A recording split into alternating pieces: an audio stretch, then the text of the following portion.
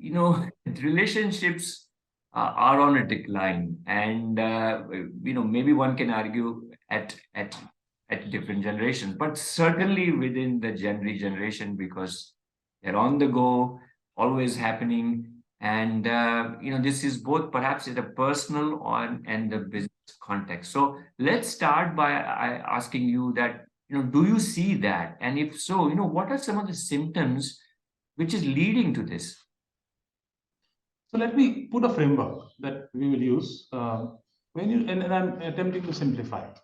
There are elements that enhance or increase the probability of better relationship, and there are elements which will sink the probability of better relationships. In other words, there are deal breakers which will have negative impact on the relationships, and there are enhancers which will increase the propensity of an individual who is involved or connecting as an individual in relationships. Starting with fundamental requirements, and then somewhere there are double-edged swords which can be either way, right? So if you do certain things, they can help or they may also dent the relationship. The relationship, first putting the structure on relationship, is the ability of the individuals to connect effectively and thrive versus just connect. So there we look at synergy, symbiotic relationships, whatever we call it.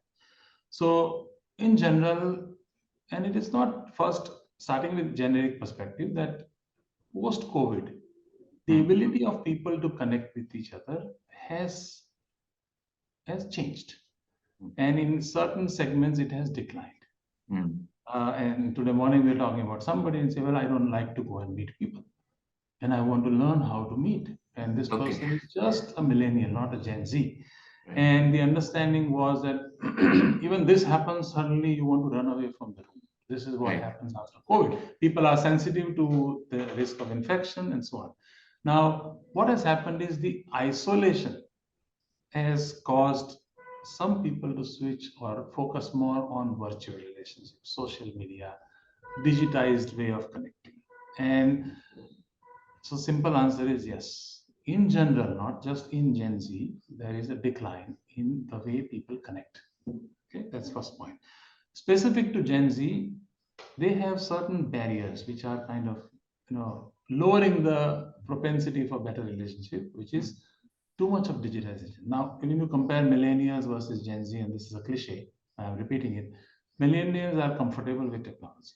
Okay, Gen Z have innate capability with technology, which means they all are very well versed. So for them, there is a likelihood of increased usage of social media, and that has a negative impact on the relationship in general and specifically in Gen Z.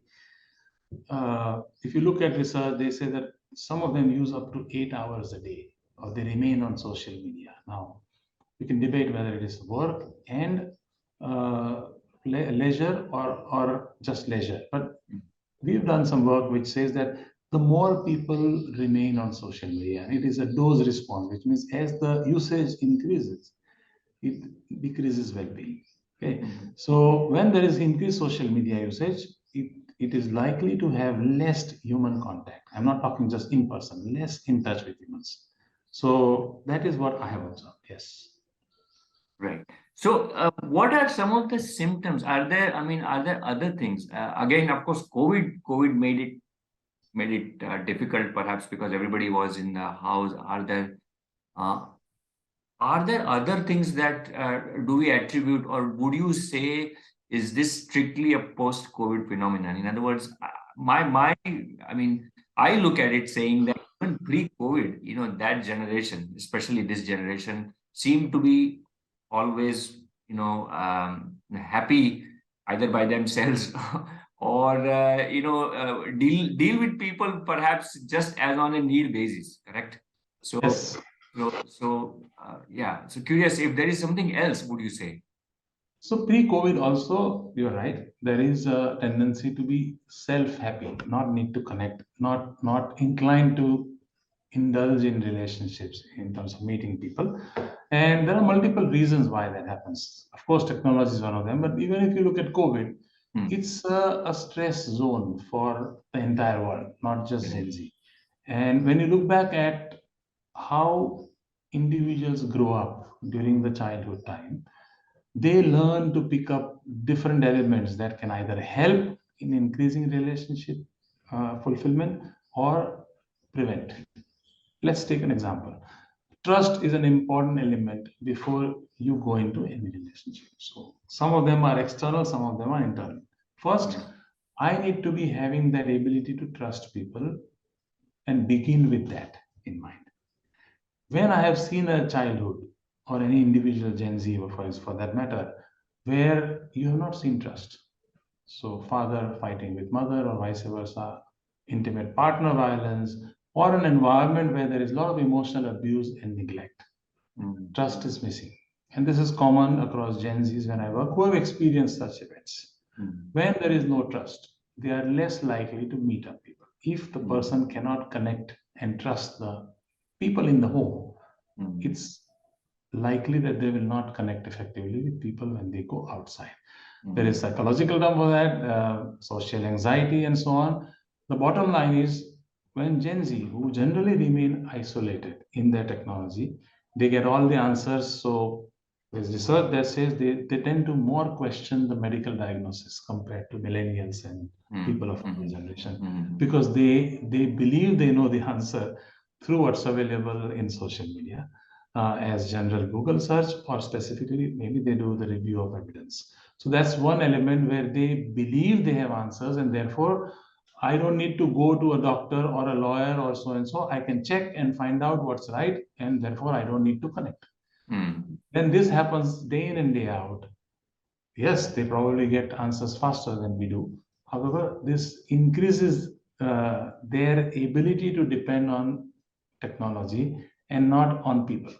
And therefore, if I look at how my father traveled to Japan when this was 20 years ago, we would, at that time, the booking had started online, but he would say, no, no, no, I will meet him. I said, we don't need to meet him. He said, no, I will meet him. We will discuss, we'll have tea, and then he will book it for us. Sure. And here I can see the details and see everything in details, and I can see we can book it. But he would prefer to connect with people. He would go and visit the doctor, or he would visit a travel agent, or visit an insurance agent, or an investment consultant.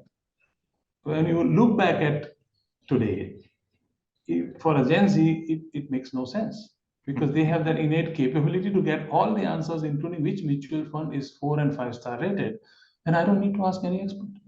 So this itself, in general, for Gen Z, prevents them from meeting people, because they don't see as much need as me or my parents saw, correct, when we were growing up.